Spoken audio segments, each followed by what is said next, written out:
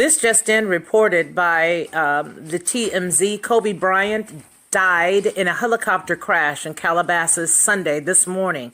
TMZ Sports has confirmed Kobe Bryant was traveling with at least 3 other people in his private helicopter when it went down. A fire broke out. Emergency personnel responded, but nobody on board survived. 5 people are confirmed dead, and we're told Vanessa Bryant was not among those on board. The cause of the crash is under investigation. Kobe Bryant has famously used his helicopter to travel for years, dating back to when he played for the Lakers. He was known for commuting from Newport Beach, California to the Staples Center in DTLA in his, I think it's Sikorsky, you guys forgive me if that's incorrect, 76 chopper.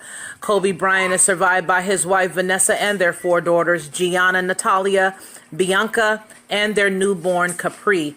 Kobe has recently been spotted out at NBA games with his daughter Gianna, who's a rising star basketball player herself. Their youngest daughter Capri was just born June 2019. Kobe is widely considered one of the greatest NBA players of all time, making 18 all-star teams during his 20-year career with the Los Angeles Lakers. Now, I'm very sorry to hear that.